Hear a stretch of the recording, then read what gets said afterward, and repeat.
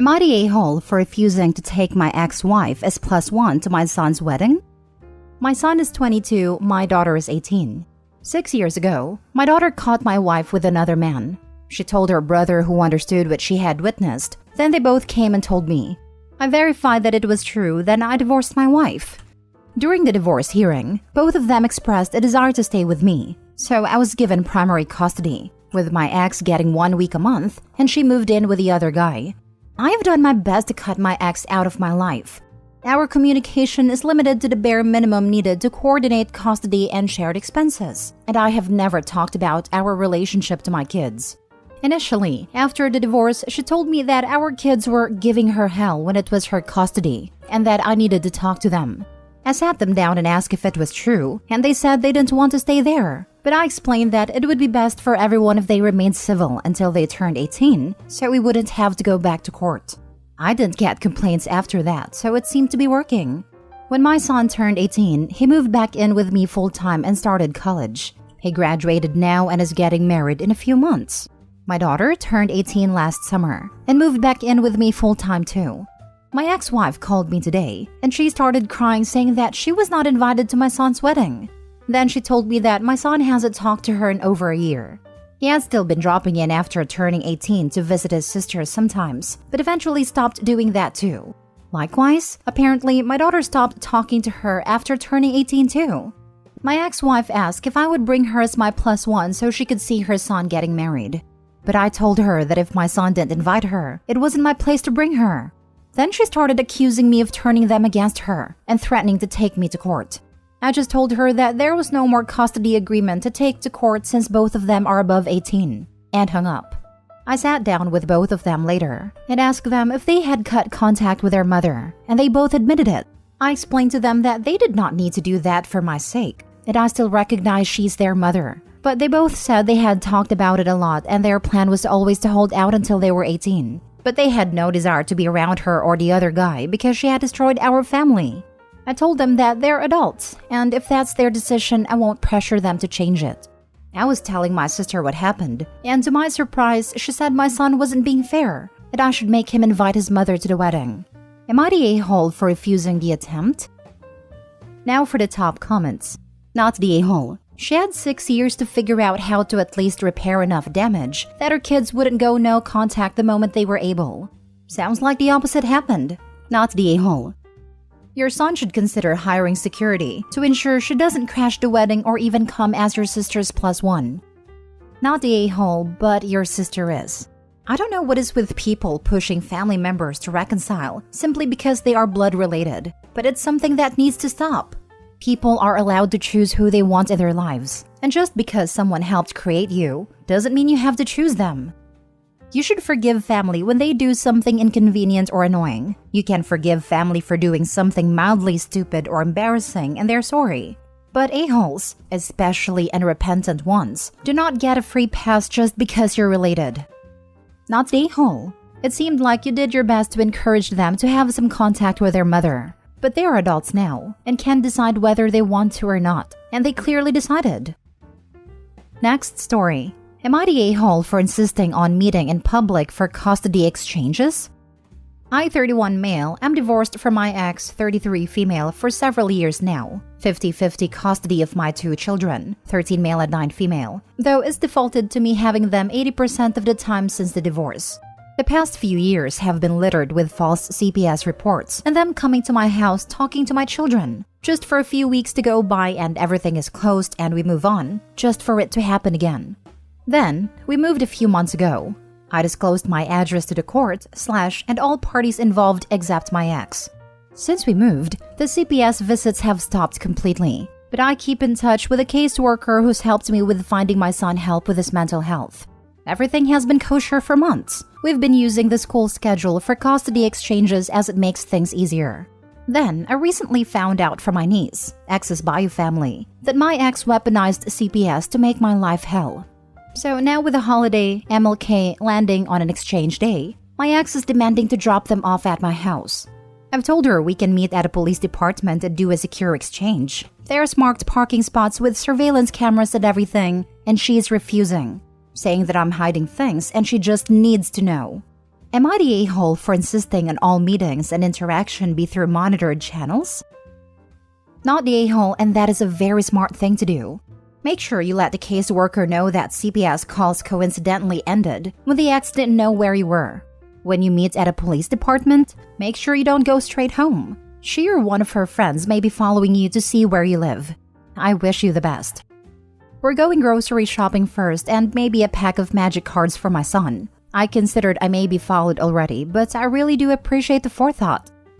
If the kids have cell phones, check the location permissions in apps like Find My iPhone or any social media with location sharing. Location services are only on for Google services, which is connected to my account so I can find their devices. Had an incident where we had to find his phone by a friend's house last year, and since then I've been meticulous. Not the a-hole. Your ex has proven her egregious use of CPS, that she cannot be trusted. She's not looking out for your children. She's looking for ways to hurt you. Since this in turn hurts your children, continue to protect both of them and yourself. Keep meeting in public and keep your address private as long as possible. If there's any way to file charges against her or to get her to face consequences for her actions, please do so. Your ex is not only hurting you, but also children who genuinely need the intervention of CPS whose time and resources your ex continues to misuse. Unfortunately, misusing resources with CPS isn't chargeable because it's not emergency services. This is pretty much verbatim what the police department told me, but I'm pretty sure the officer just didn't want to get involved. Not the a-hole. I would normally say exes should know where one another lives, but this is no ordinary case. Keep meeting in public. When she complains, ask her what she is hiding. I actually just texted her this, and she responded with whatever. So I'm 99% sure this is a game to her. Next story. Am I the a-hole for refusing to let my brother be part of the family business? First, some important info. I, 44 male, have a younger brother, 41 male, and we are the only children. Also, we are not from the US or any Western country. My father passed away almost 10 years ago. Since our mother was also dead, we divided his estate equally. His estate was a farm of 12 hectares, 30 acres. Back then, it had a house, a barn, a pond, wheat fields, and olive fields. We were both working office jobs in the city and did not want to be farmers. But after my dad died, my wife convinced me to quit, buy out my brother, and start a business with her, as she had degrees in business and hospitality while I was working in accounting. And that's what I did. I bought out my brother at market price. After that, my wife and I transformed the farm, got government subsidies to make our farm more sustainable, transformed the area by the pond into a garden and romantic strolling route and a fishing spot. The closest farm plots were made into a pedagogic farm, and some made available to guests to rent, built small houses, built a stable, and bought some horses.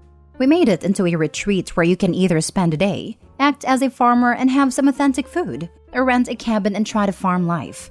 The rest of the farm was left to farmhands. Since we are barely 2 hours outside city limits, it became a booming business. We were booked solid all year. We have schools coming for tours, activities every weekend, couples throwing their weddings here. And after the first 5 years, we were able to pay off our debt and are making great money. My brother used his money to buy a house, 2 cars, and on his children's schooling. And they are living well. I would say upper middle class by my country's standards, but nothing like me and my family. Now he says that he wants in on the business, that what he was paid was not fair. I told him no, that he got what his land was worth back then. Now he is no longer talking to me and he is the only family I have left. So am I the a-hole? Now for the top comments. Not the a-hole. He got market value for his half. He used it up, while you invested your time and money and now you are getting your return on investment. No need to feel guilty. Right. If it's the other way around and OP's business tanked, he would not have the right to ask his brother for money because he overpaid. Good on you, OP. His jealousy is not your responsibility, and you can focus on the family you have, and not the family who does not want to be there.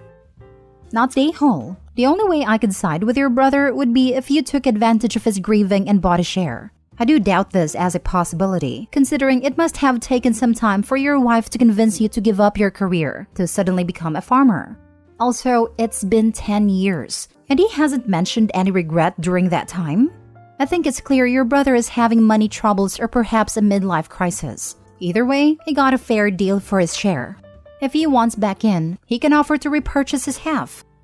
Opie says his brother is upper middle class, so I think it's regret for missing out on the opportunity. If Opie never told him he and his wife had big plans when they bought out the brother, I could see why he feels a little resentful. That's pure speculation though. I asked about it elsewhere, so maybe Opie will clarify. But brother wasn't forced to sell. I told him about our plans, but not in detail since we only had vague ideas then. Not the whole. If he had invested his half of the money into literally anything else, would he share the fruits of that investment with you? I don't think so. You had all the work transforming the place and you had all the risk of it not working too. Also, it definitely sounds like you invested some of your own money too to make all that possible. He wants all the fruits of the labor without doing any of the labor. I get that you don't want to lose him, so maybe there is a calm way to talk about all of this? With a mediator present or something like that. He needs to understand that you invested the money and succeeded. But I mean, you could have failed too. And if you did, would he just give you money from his half? Last story. Am I the a-hole? Active duty sister-in-law is mad her brother and I are having another baby. Background. My sister-in-law is a divorced single mother to a 2-year-old and is on active duty. She used to have friends that she would regularly leave her child with instead of us, because she also needed someone to feed and watch her 3 dogs, 4 indoor cats, and 3 to 4 outdoor cats. We watched the animals and a friend watched the kid. On multiple occasions, when this friend would fall through on childcare, she would call us the day off, and we would rearrange our lives, fight traffic, and get her kid because we wanted to help. When she has long underways, we made it clear we cannot watch her kid because my husband is also active duty and I work. I cannot drop my own kid off at school and drive 45 minutes to an hour across town to the military base and fight traffic to drop hers off and then get to work on time. Her child goes to the military base daycare facility, while my child goes to a public school 10 to 15 minutes from my house in the opposite direction of the base. His hours don't always allow him the ability to drop her kid off and pick her up. As for the current situation, my husband and I invited my sister-in-law and niece to our child's birthday party on Saturday. We also informed her we were newly pregnant again and mentioned that we had not told my in-laws yet. We assumed she would be excited to be an aunt again. She initially agreed, but my husband and I both noticed a tone change on the phone.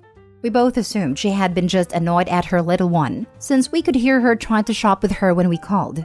Later in the evening, she texts my husband and says she isn't coming to the party. He asks why, and she states that we had struggled to help her out with her child and having her a few times a week, but now we're having a whole baby we need to care for 24/7, and that she's hurt and needs some space and time.